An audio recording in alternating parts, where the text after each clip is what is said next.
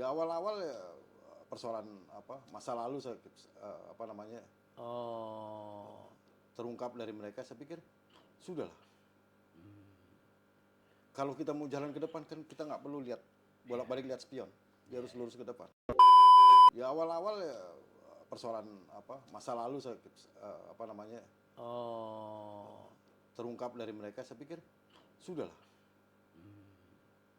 Kalau kita mau jalan ke depan kan kita nggak perlu lihat bolak-balik lihat spion, dia harus lurus ke depan.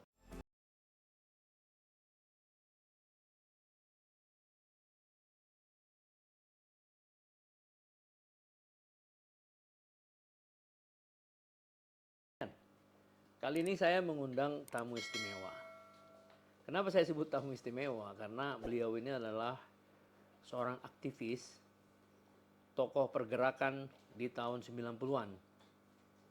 Dia menjadi seorang pendiri sebuah partai dengan Budiman Sujatmiko. Anda udah tahu dong partainya, namanya PRD. Nah, jadi gerakan politik dia tidak beda jauh dengan gerakan politik Budiman Sujatmiko. Mereka sama-sama di PDIP, cuman bedanya kata beliau ini tadi, Budiman Sujatmiko adalah PDI struktural, sementara dia ini adalah PDIP kultural.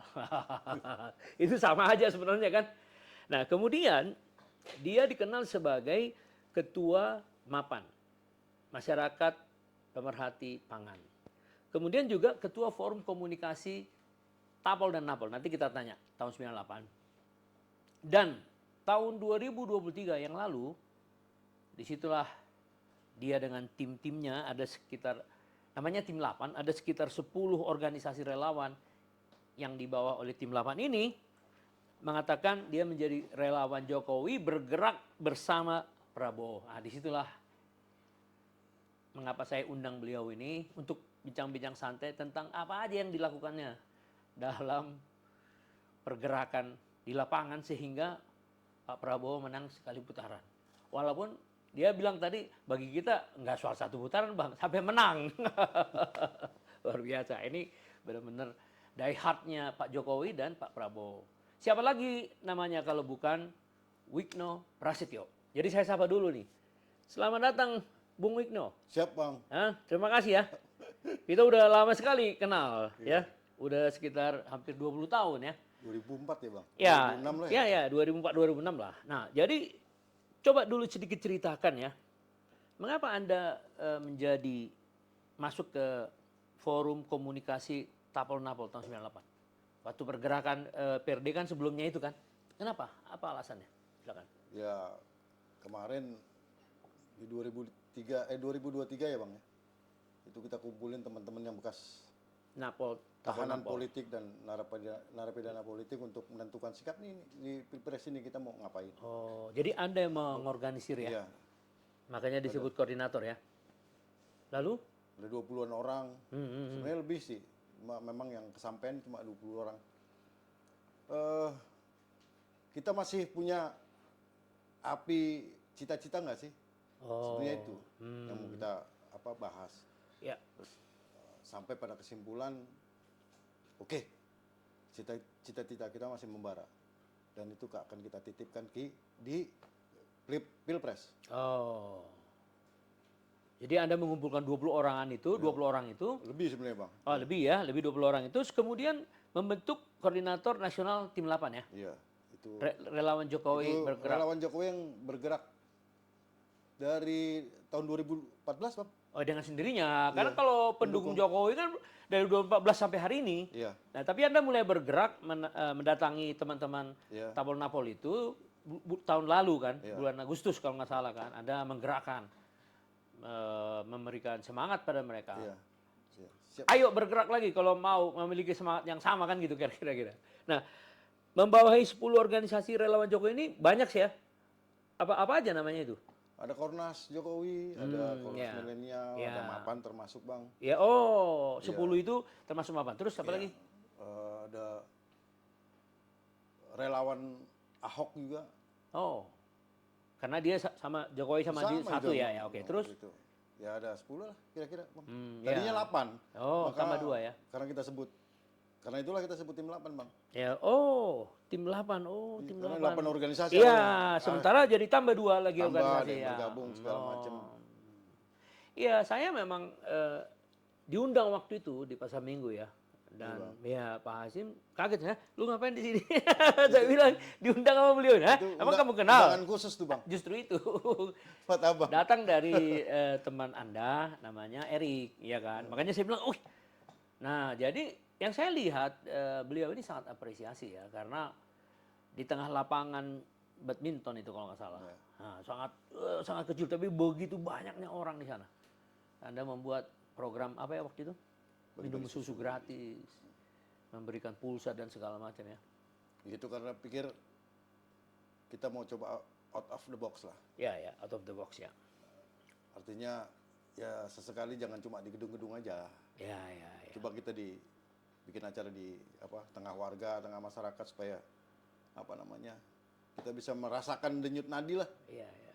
Denyut nadinya masyarakat, supaya kita bisa menyerap aspirasi mereka juga. Dan Pak Hasim oke banget. Oh, sangat senang. Di mobil itu ditegur yang di depannya. Ini kurang ajar ini. Ditahan saya. Tadinya mau 3 jam. Dia bercanda.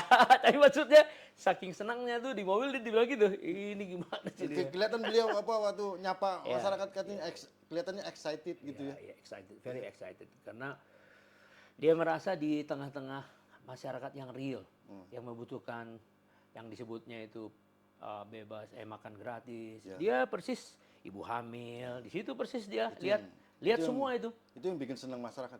Iya, dan itu yang bikin senang dia karena apa? Dia merasa yang kakak saya perjuangkan 18 tahun lalu itu ini. Gitu loh. 18 tahun lalu sebelum dibuka partainya Gerindra. Jadi orang-orang idealis dia. Itu yang gitu ya? Kami suka salah satu yang kami suka dari Pak Prabowo itu ya, salah satunya. Kenapa tuh coba? Ini 18 tahun sudah berpikir untuk jauh ke depan. Kalau bahasa orang tuh beliau strategik ya. Strategis. Pimpinan strategik ya, betul.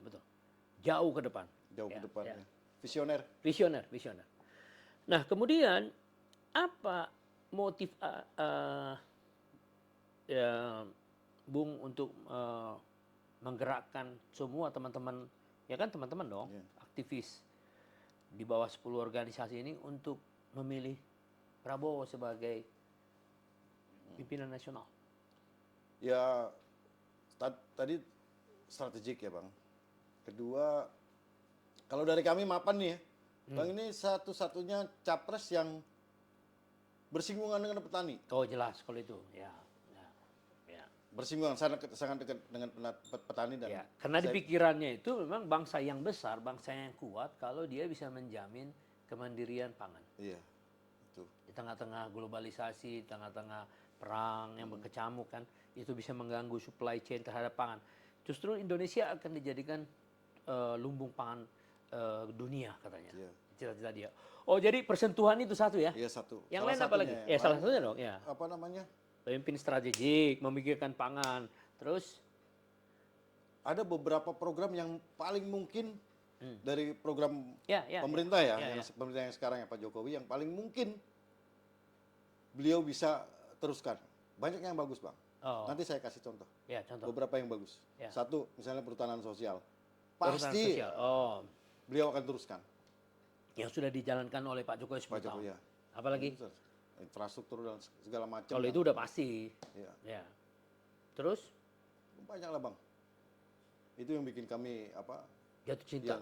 Bukan cuma tapol, tapi juga relawan Jokowi segala macam. Ini yang paling mungkin membawa bangsa ini menuju Indonesia emas.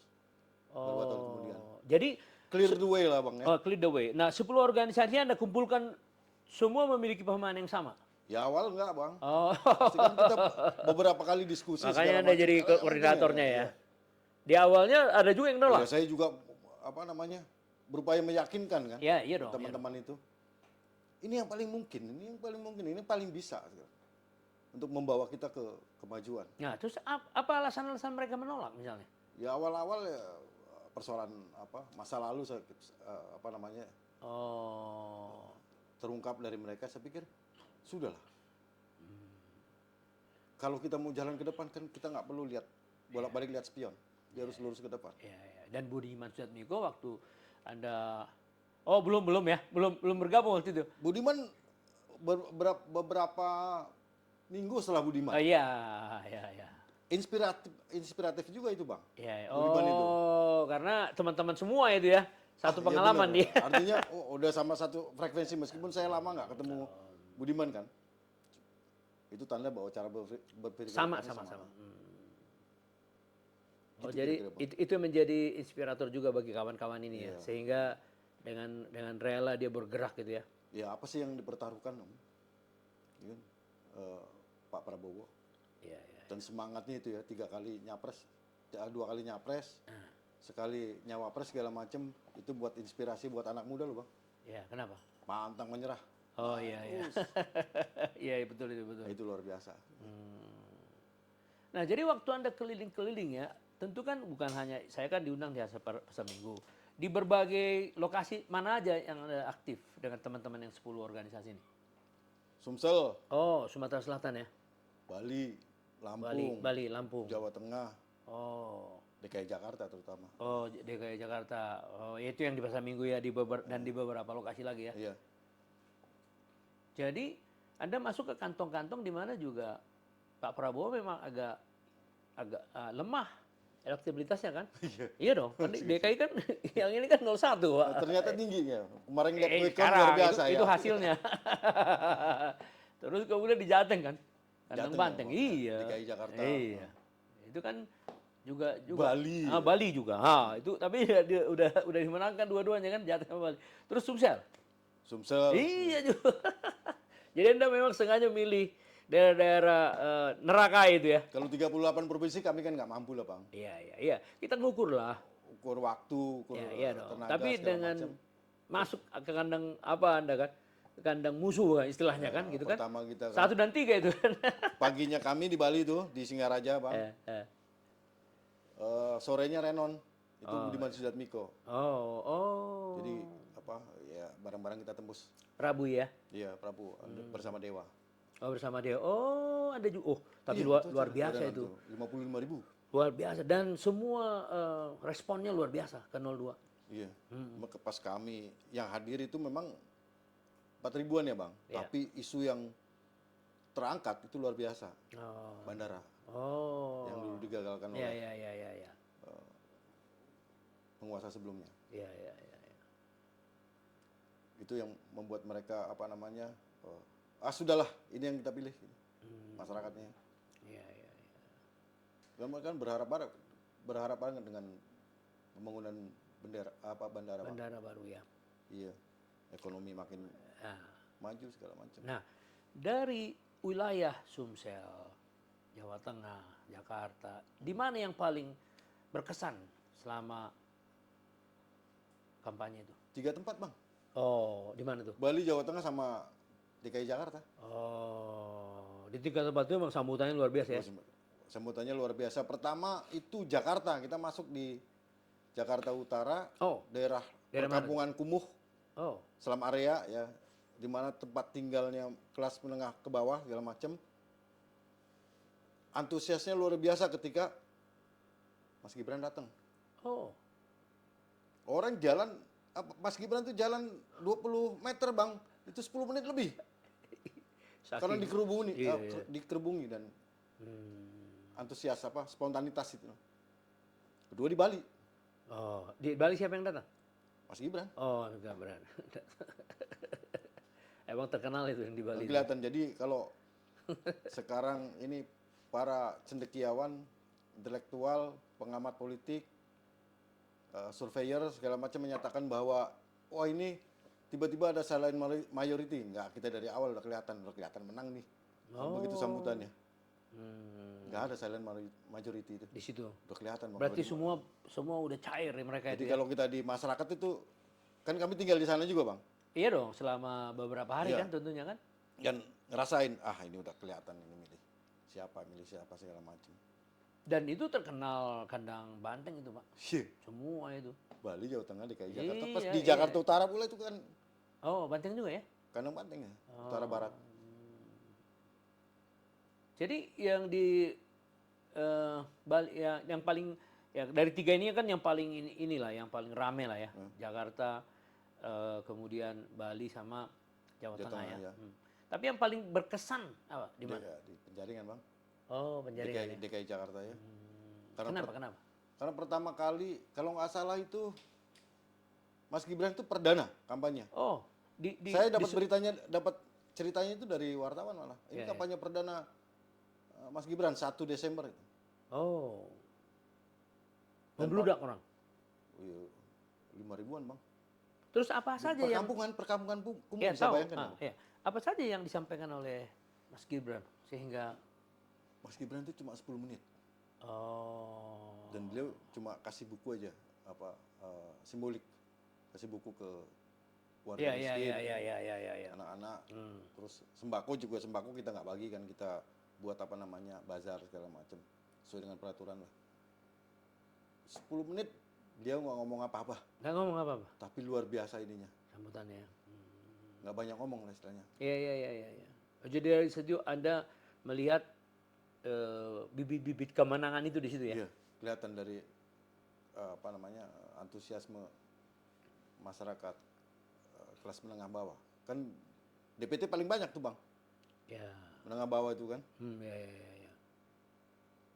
Nah kemudian itu kan mirip dengan di Bali, kan dia juga di Bali kan? Iya. Nah kalau yang di Jakarta, gimana yang itu kan di Jakarta, di Penjaringan kan Jakarta Utara, sama di Bali kan? Iya, siap. Nah kalau yang di Jakarta yang lain? Di Jakarta yang lain? Kan pasar Minggu. Yang di pasar Minggu. Ya, oh. Terus di daerah lain juga, begitu kita buka kegiatan bazar, lalu kemudian sama kegiatan hampir sama ya? Senam gemoy. Ya, Itu juga kelihatan. Kan senam gemoy kita nggak bayar orang, Pak. Iya. Kita undang di satu rumah susun, yuk kita senam gemoy. Banyak banget yang datang, antusiasme. Jadi Anda di situ lihat juga denyut kemenangan itu ya? Iya, kelihatan, Bang. Kemudian kalau yang di Jawa Tengah? Jawa Tengah petani paling banyak, Bang. Oh. Gimana responnya situ? Terutama petani hutan itu kan, karena mereka anggap bahwa yang paling mungkin meneruskan program perhutanan sosial itu Pak Prabowo. Iya. Yang lain nggak tahu. Iya. Dan itu kan kita organisir ratusan ribu loh, Bang. Di mana? Di Jawa Tengah ya? Di seluruh Jawa ya? Iya. Seluruh Jawa ya. Cuma Jawa Tengah ininya pusatnya. Ya. Dan itu ratusan ribu kakak. Oh iya. Keluarga ya. Nah itu perhutanan sosial itu yang. Perhutanan sosial. Karena Anda. Yang buat mereka ke Prabowo. Iya, karena basis Anda udah di situ ya. Perkebunan, perhutanan, udah di situ Anda ya, pertanian ya. Jadi bisa mengumpulkan ratusan ribu gitu kan? Yang kita nggak organisir juga kemungkinan besar dan datang, ikut ya. Dan ternyata kan clear kan di Quick Count kelihatan. Iya. Sumbangannya.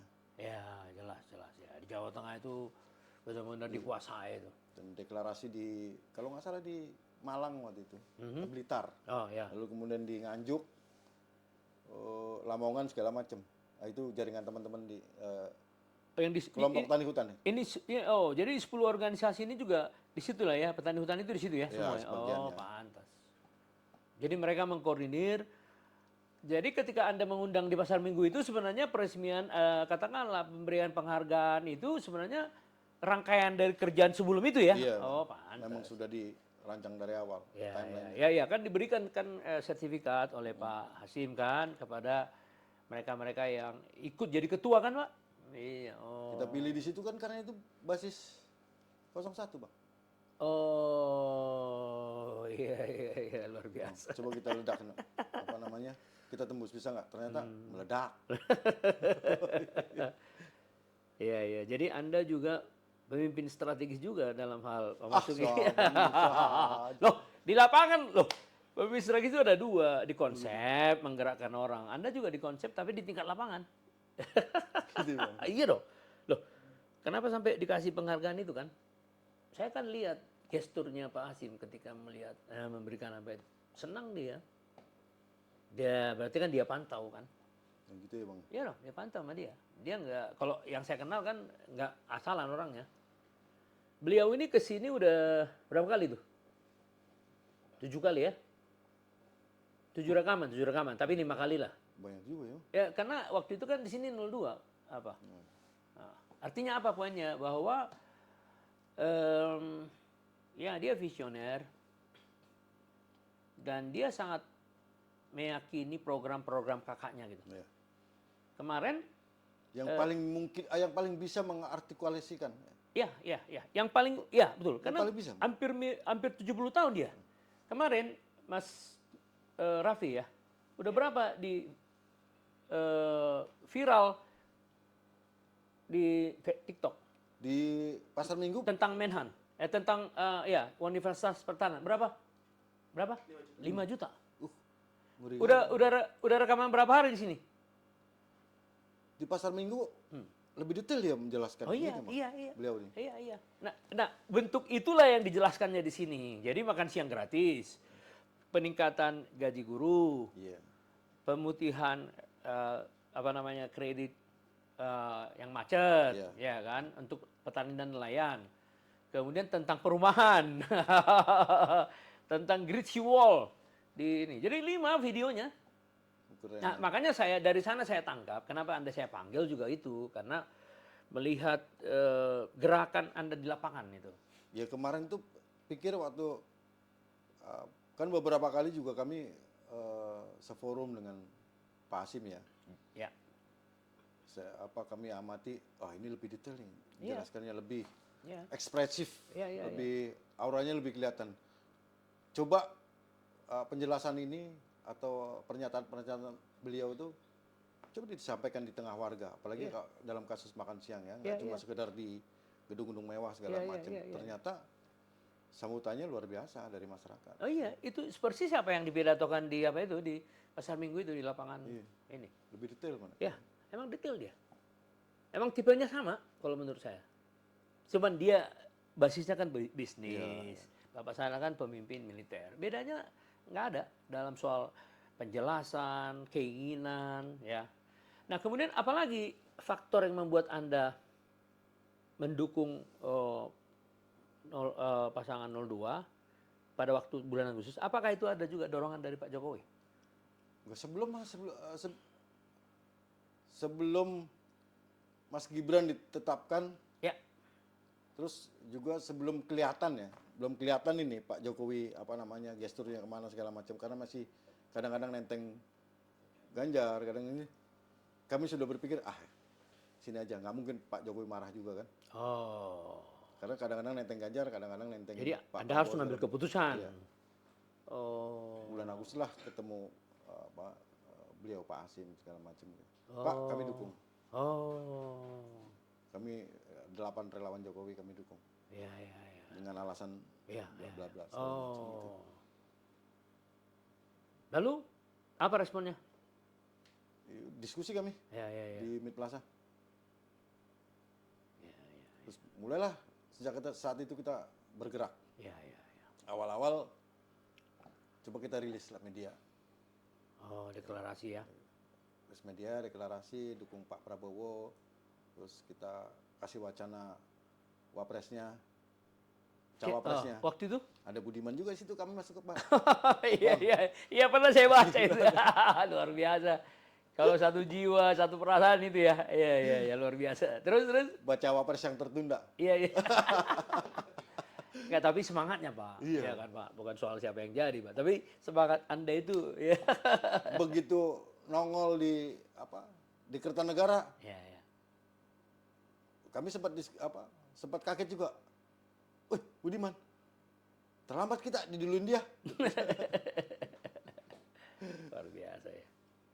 Jadi artinya inisiatif Bung Uikno untuk mengambil keputusan mendukung Prabowo benar-benar murni ya. Iya. Jangan analisa tanpa menunggu arahan Pak Jokowi. Pokoknya udahlah nggak ada yang salahnya ini ya. Luar biasa itu. Izin ya. Iya. Luar biasa. Ya itu kan inisiatif Pak. Dan mungkin itu juga yang dilihat sebagai penghargaan oleh Pak Hasim.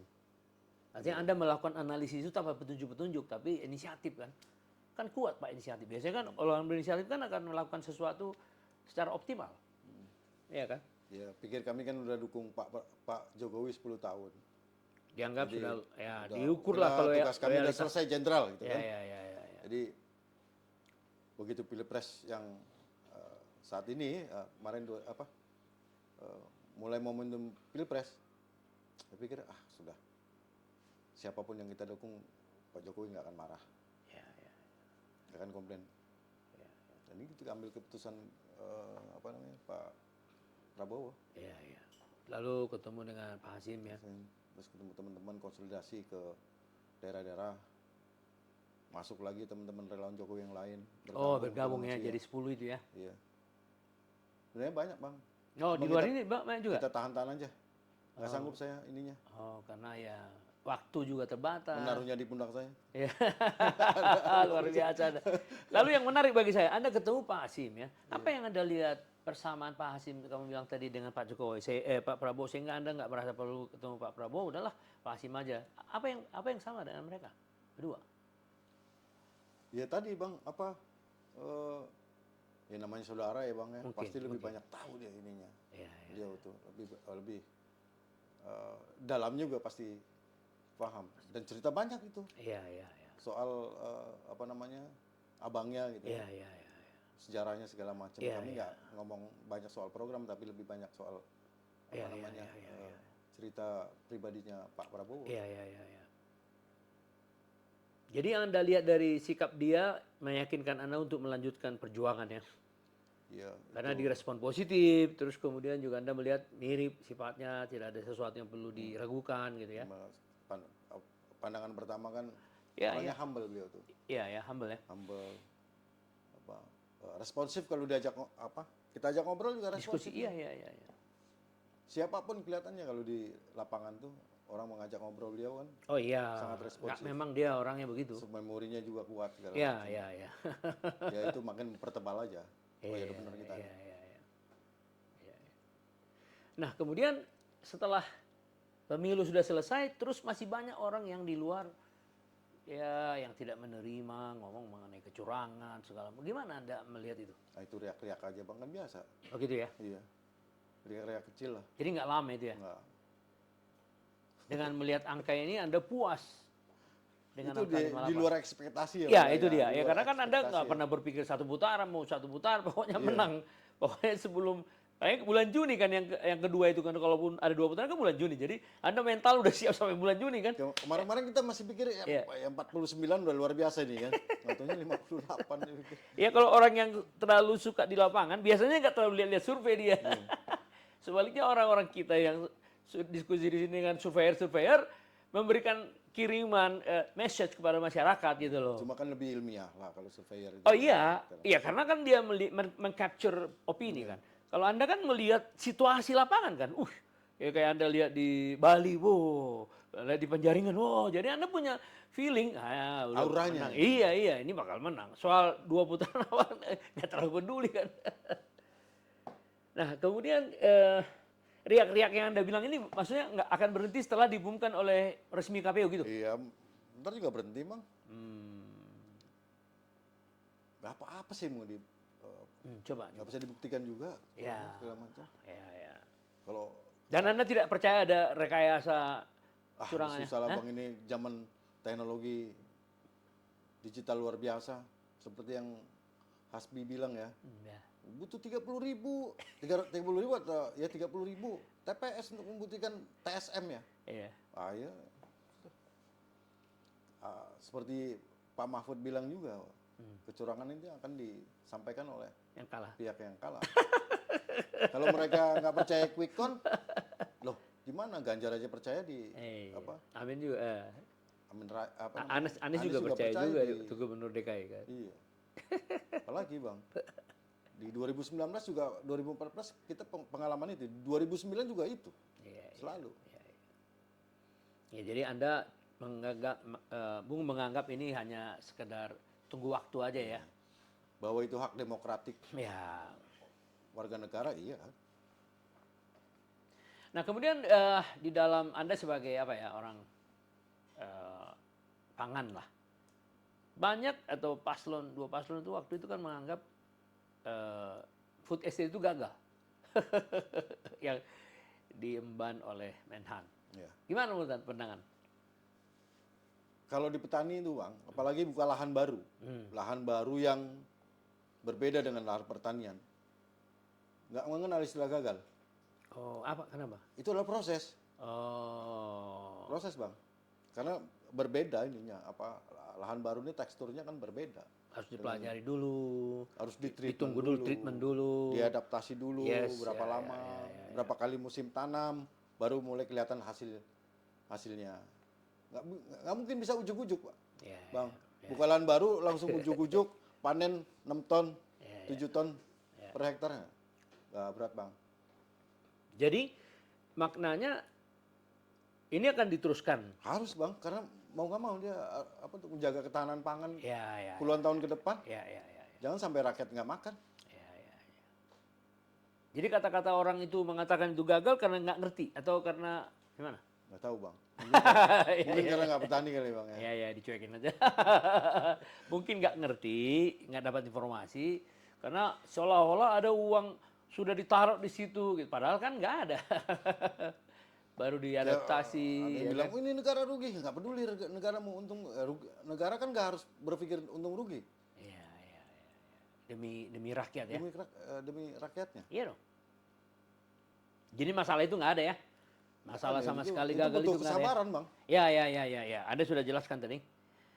Kemudian apalagi program tadi ya, soal yang dijelaskan sama Pak Hasim di tempat kampanye dengan Bung Wigno di Pasar Minggu, dia bilang mengenai makan gratis dan susu gratis. Iya, Bang. Itu kan gimana menurut Anda? Negara lain juga kan melaksanakan itu kan. India, Jepang, Pakistan, India, ya terus macam. Ya. Bisa bayangkan nggak, Bang, 10 tahun ke depan kalau anak-anak kita nih sejak dalam kandungan sudah menyerap nutrisi yang luar biasa. Ya. Lalu kemudian begitu lahir dengan nasi tim yang kandungan gizi yang luar biasa. Saya kebayangkan 10 tahun ke depan itu kualitas anak-anak kita bisa merajai olimpiade matematika internasional, olimpiade fisika dan sebagainya. Atlet-atlet kita tinggi besar dan sebagainya. Itu memang program yang buat kami program yang paling utama itu, Bang. Dan buat rakyat itu yang ditunggu-tunggu. Itu yang buat Pak Prabowo dapat suara yang luar biasa karena itu. Itu ya. No, program makan siang gratis ya. Terus kalau dia pergi ke daerah, anak-anak kecil datang ke dia, seolah-olah udah bocor dari ibunya. Ibu akan dikasih makan. Di mana-mana dia dipeluk anak-anak kecil. Artinya itu rakyatnya, ya kan? Luar biasa. Banyak yang keluarga-keluarga yang kelas menengah bawah yang memang satu malnutrition ya, Bang. Yes. Lalu kemudian sarapan aja enggak. Dan jumlahnya lebih banyak daripada dari keluarga kelas menengah. Oh, jauh lebih banyak ya. Dan 82 juta itu. Dan saya bisa merasakan ambience-nya ketika dia mengatakan ibu hamil, di situ kan ada juga ibu hamil dulu kan. Waduh. Terus buku-buku banyak, nasihat-nasihat kesehatan banyak, dokter-dokter kesehatan banyak segala macam. Tapi kan itu nggak cukup. Artinya rakyat nggak mungkin bisa melakukan itu ya, bisa menyiapkan anak-anaknya dengan makan sehat segala macam. Maka negara harus turun, nyiapin itu. Nggak cukup, Bang, pendidikan kesehatan segala macam. Belum tentu mampu orang nyiapin nasi, daging, ikan dan lain sebagainya setiap hari. Nah, jadi nanti setelah kemenangan ini, Bung Wigno akan menunggu dulu sampai pengumuman resmi ya. Pertama ngawal dulu lah. Iya dong, ngawal ya, jangan sampai ada terjadi kerusuhan dan segala macam ya. Terus ngawal, mempersiapkan juga organisasi untuk ngawal programnya, visinya Pak Prabowo. Oh iya dong. Termasuk makan siang gratis, food estate, harus dikawal, Bang. Iya dong, iya. On the track ya. Iya dong, seperti Anda melakukan hal yang sama untuk Pak Jokowi, Pak. Iya, pasti diterima oleh Pak Hasim dan Pak Prabowo. Karena bagaimanapun dia akan meneruskan semua program, bahkan memperluas kan. Nah, jadi udah pastilah. Ya, seperti Anda bilang tadi, ketika Anda menemui beliau itu dia ngelihat, kalian punya track record kan selama ini. Jadi itu udah pasti. Nah, apa yang Anda lihat menjadi partisipasi gerakan ini atau organisasi ini untuk 5 tahun ke depan? Kan kalau tadi kan makan gratis, terus food estate, apa lagi yang perlu yang relevan lah dikawal. Perumahan Bang, perumahan untuk milenial. Oh. Saya ngebayangin gini Bang, Iya, ini saya bukan orang yang luar biasa ahli itu soal Ignar. ya. Ya, oleh. Abang jangan lihat yang milenial kelas dari keluarga menengah ke atas, Bang. Karena ini visinya mimpi-mimpinya udah beda. Mereka mimpi jadi pengusaha segala macam. Tapi yang generasi milenial dari keluarga menengah ke bawah yang jumlahnya banyak, Ya. kebutuhan perumahan di perkotaan itu besar Bang. Saya kebayang anak-anak dengan kerja gaji UMR segala macam, begitu nikah sudah pegang kunci Bang. Oh ya. Sudah pegang kunci rumah atau kamar. Jadi mereka nggak pusing lagi mikir cari-cari kontrakan yang 2x3 yang lingkungan sanitasinya buruk, kurang baik ya. Nggak bagus buat generasi anak-anaknya. Abang kalau datang ke Kapuk, ke Penjaringan, waduh puluhan ribu orang Bang. Satu kamar ukuran 2x3 atau 2x2 isi 4 orang. Ya.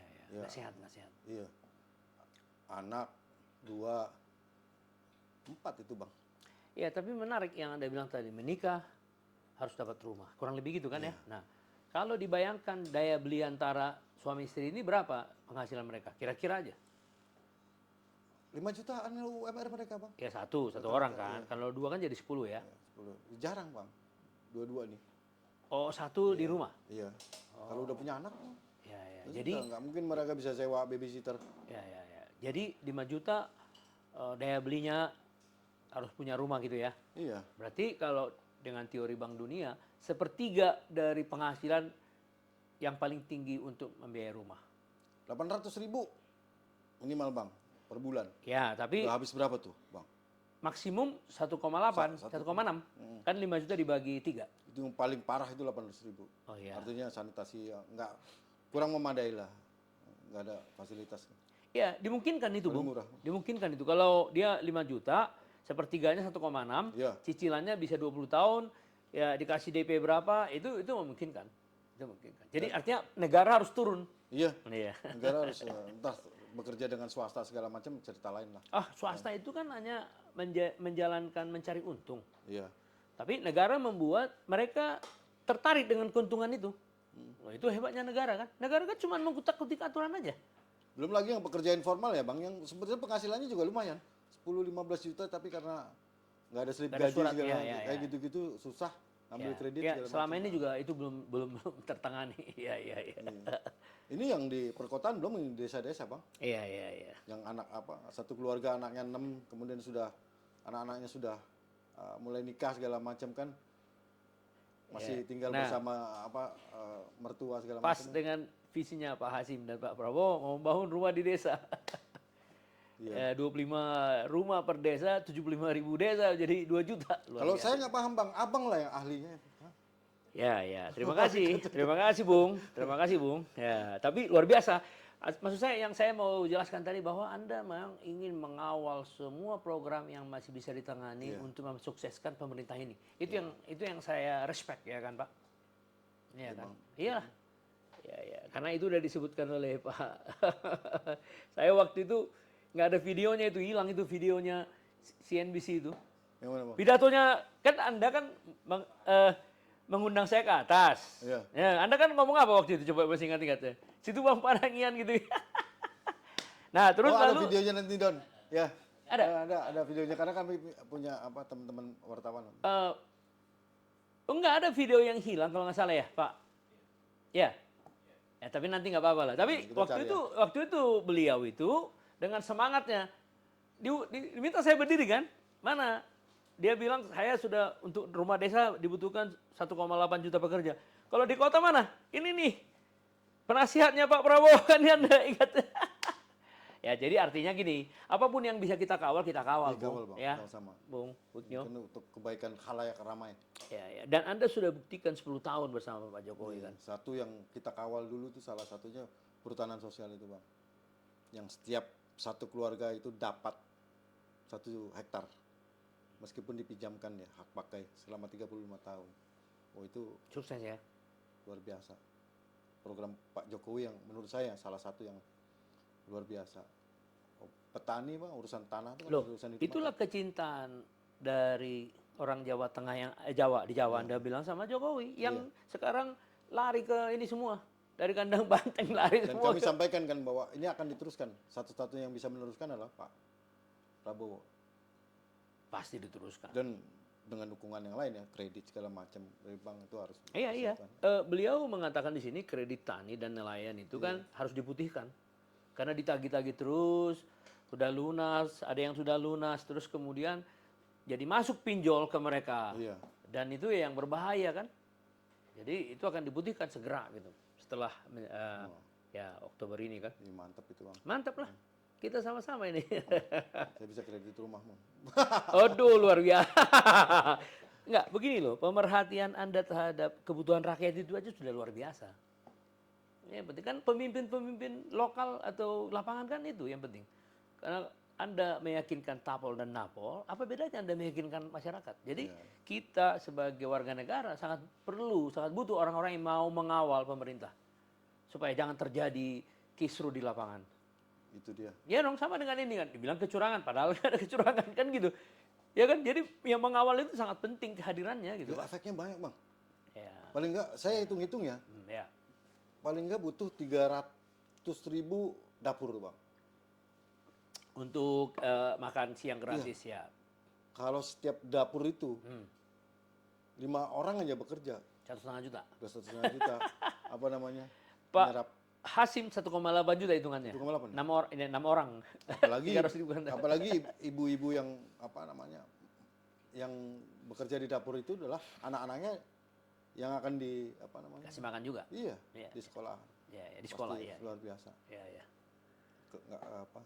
Bayangan saya ini 10-15 tahun kemudian kita jadi bangsa yang kuat di depan dunia, Bang. Ya. Itu pandangan yang sama dengan pandangannya Pak Hasim. Produktivitasnya juga tinggi nanti kan. Ya. Terus daya serap terhadap pelajaran juga. Ya. Betul. Luar biasa ya. Jadi banyak yang ya menganggap remeh juga. Tapi orang-orang yang sudah masuk di lapangan dan 10 tahun di lapangan merasa apa yang dibutuhkan masyarakat. Kalau orang-orang intelek ini kan kadang-kadang kan hanya ya mengutak-atik di pikirannya doang. Dia nggak terlalu ngerti apa yang terjadi kan. Itu yang saya ini, Bang, sampai sekarang dari mana ide itu dapat Pak Prabowo itu? Visi itu dapat. Ya. Kalau Abang mungkin tahu. Dia bilang waktu itu dipanggil Pak Hasim ke kantornya di Bidakara itu tahun-tahun 2006. Udah lama, Bang. Jadi makanya salah satu keinginan dia untuk membuat partai itu. Luar biasa kan? Masih dalam diskusi, keinginan. Dia pikir-pikir ya kalau hanya dibiar-biarin di sini nggak bisa nih didirikan partai. Memang dari situ udah kelihatan langkah yang sangat strategik, benar Anda bilang tadi. Artinya dia bangun partai untuk satu saat bisa membentuk kabinet kan. Mengimplementasikan dan mimpi-mimpi beliau ya. Iya, berarti kan 18 tahun sampai hari ini. Itu untuk menunjukkan dia pemimpin strategik, visioner, udah jelas. Nah, dan satu lagi sikap dia yang humble, Anda bilang tadi, terus mengerti masyarakat seperti bagaimana Pak Jokowi mengerti masyarakat, ya kan. Jadi hampir pertemuan mereka memang membuat mereka ada kesamaan. Iya. Sehingga dia nggak bisa lagi ragu-ragu untuk ya menginginkan dia jadi presiden gitu. Ya walaupun tidak terang-terangan ya. Itu juga yang bikin kami semangat ya. Turun ya. Oke, apa pandangan Anda terhadap siapa Mas Gibran sebagai wapres? Coba. Oh ini emang anak muda ya? Iya, Memang dicintai anak muda ya? Kelihatan kemarin waktu ya, penjaringan ya. Iya. anak-anak mudanya Di Bali ya. iya. Iya. Udah kelihatan. Dan ini biarpun muda tapi visinya juga jauh ke depan. Iya. Dan banyak periset mengatakan akibat pemilihan dia, akhirnya suara Pak Prabowo itu naik setelah deklarasi 25 Oktober. Itu undisputable. Yes. Tak bisa dibantah. Ya. Dan itu yang membuat para researcher yang saya, surveyor yang saya wawancara sini, Bang, andai kata dulu Erik, nggak begini nih katanya. Luar biasa. Dan Anda di lapangan melihat, ya kan, membuktikan respon dari kalangan muda ya. Kalangan muda ya, Bang? Iya dong, karena 56% pemilih dari Prabowo Gibran itu kalangan muda, dominan. Iya. Dan Pak Prabowo itu mak-mak. Ya, mama ya. Makanya dia menang banyak di mak-mak itu kan. Itu makan siang gratis ya, kebayang. Ya. Saya nggak usah mikirin anak saya biasa kasih makan cuma nasi sama garam aja. Ya. Luar biasa ya. Jadi daya tangkap dari ide itu luar biasa ya. Dan itu yang Anda bilang tadi unexpectable, tidak pernah bisa dipikirkan bahwa itu sampai tebalnya 58 ya, gara-gara itu kan. Baru terlihat di antara hari-hari belakangan itu aja kan. Ledakannya di quick count itu. Iya, ledakannya di quick count, ledakannya. Meskipun kita yakin udah menang nih, ternyata meledak. Iya, 58. Itu menunjukkan respon dari masyarakat terhadap Gibran, kepercayaan masyarakat terhadap Prabowo programnya, ya kan, kombinasi itulah Pak. Kayaknya itu Bang. Iya nggak, yang Anda jelaskan itu. Anda di lapangan soalnya. Dan apa yang Bung lakukan untuk mendukung Pak Jokowi selama ini sampai 10 tahun dan berhasil di Jawa Tengah, di Jawa ya. Ya saya pikir nggak mungkin nggak diterusin sama Bapak ini. Iya.